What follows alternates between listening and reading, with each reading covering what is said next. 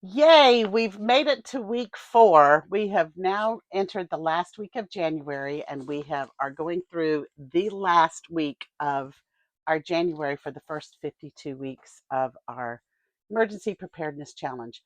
Comment below and let me know if you are doing this challenge with me. It'd be interesting to see how many of you are going to actually accept this challenge and be better prepared by the end of 2025.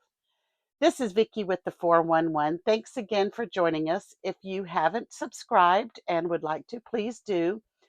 Share this with your family and friends if you think they're going to want to do this challenge with you. It's not too late to go back and look at the earlier challenges from this month.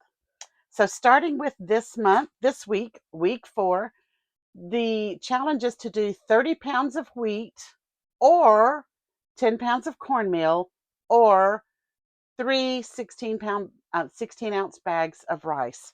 And I get my rice usually at Sam's Club or Walmart, and I can them, or not can them, but I'll put them in jars.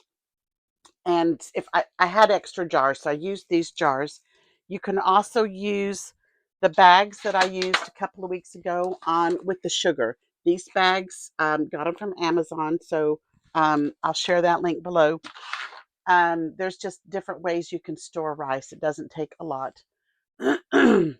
Cornmeal, you can get cornmeal. You can buy it at Walmart, grocery stores, any places that has it in cans or bags.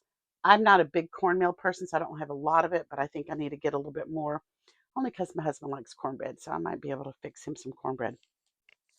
Now, wheat is another thing. I've had this wheat, I canned this wheat back in 2009. And wheat usually has a 25 to 30 year shelf life. So I've got maybe 9 to 14 more years left on that wheat. Red hard wheat is good for breads. If you want to do a sweeter bread like cinnamon rolls and things like that, you'll want to get a white wheat. Sometimes they call it golden wheat.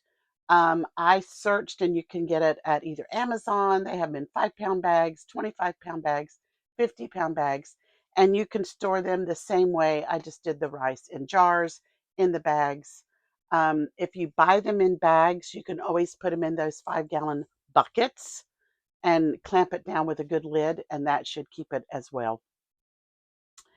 Um, Also on for our food list this week is peanut butter. 16 ounces of peanut butter per family in your household.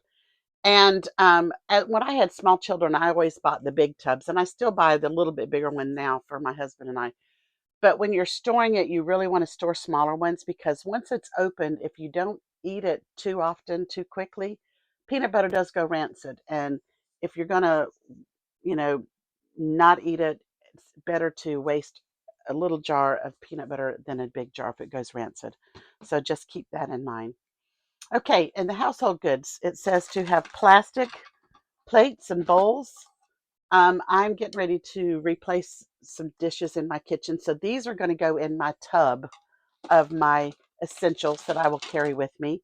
You can do paper plates and stuff, because you might be in a situation where you're not going to have the opportunity to wash these dishes. So that's fine. But you also need to think of environmental, are we going to have a place to throw it away and stuff. So anyway, I'm going to have both in mind. And then I have a good set of plasticware. I'm going to introduce you later in the spring. I'm going to do a video on a chuck box that I use when we go camping, that has all of my cooking utensils and eating utensils and everything, and how I have it stored and organized very well to take with you camping, all in one big tub. I love my little chuck box. And the other thing in the household thing is a flashlight. And my husband found these flashlights here. I don't even see a brand name on them, but we got these at Sam's Club. And they're really good flashlights. They're sturdy. It can do all kinds of different wide, narrow, bright, flashing if you need to grab somebody's attention.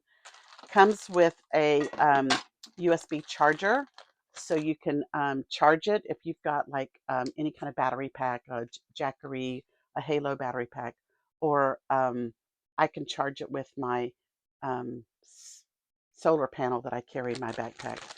But if you don't have an opportunity to do that and you have batteries, it does have a cartridge that you can put your AAA batteries in and charge it by battery. So that's one of the good features we liked about that flashlight, and I'll put a link to this in the description. So that's it for your household items. Next, for our money, we need to put $4 in our pouches, in our little Ziploc bags this week. So if anybody's been counting and keeping up, you should have $10 in your bags. I have 15 because there was one week I didn't have any ones and I had to put a 5, and there was one week I had a couple extra ones, so I just went ahead and put them in there. Better to get ahead than get behind. So if you have at least $10 in your bag this week, you are $10 towards your emergency preparedness. Great job. Under the family preparedness section, it says talk to your children about the importance of having your 72-hour survival. Do your kids think you're going through a midlife crisis because you're starting to gather things and be prepared?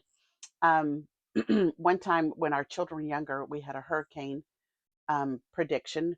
I had a couple of kids when Hurricane Hugo hit Charlotte about 35 years ago, and they remember that. And so years later, when a hurricane was predicted to come, it was predicting to take the same path as Hugo. I had my kids get their little backpacks out, and let's make sure our clothes are the right size. Let's put an activity book in there. Let's put something, something you can read, something that'll take your time, mind off of things. And one of my sons kept asking, well, where are we going to go? And I'm like, I don't know. Maybe we won't go anywhere. Maybe the storm won't hit us. He goes, okay, but if it does hit us, where are we going to go? You know, he was so concerned about that. And after about 3 times asking me, I said, well, we're probably going to go to our local church house. It's like just 5 minutes down the road, and they're built pretty sturdy. Well, he immediately starts taking things out of his backpack. And I go, what are you doing? He goes, well, I'm packing my basketball because there's a gymnasium at the church and he was going to play basketball. So that showed me that it was important that he had something to do that interests him. So try to pack things in. Get your children to tell you what's their comfort food, what's their comfort, what's going to take their mind off of an emergency, and make sure you get that packed into their little backpack so that they are not scared to have to rely on their emergency backpacks. Okay. And then under the water, the thing we're emphasizing this week is to store your water not on a concrete floor. And a lot of people store their water in the garage or in a storage building or something like that. So if you can put some cardboard down, or a pallet, or just planks of wood, something that keeps it off the wood, because the cement will draw moisture out of those containers. It's just not good. Just don't go there. Um, So that's it for this week on our week 4. Again, pat yourself on the back that we've made it this far. We've gone through January.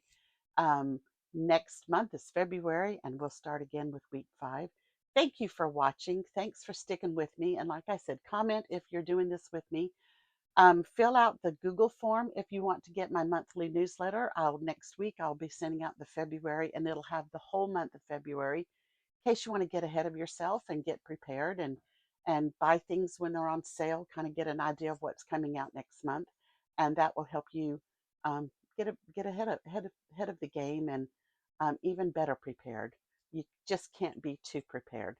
So again, subscribe, like, share with your friends, and thanks for watching.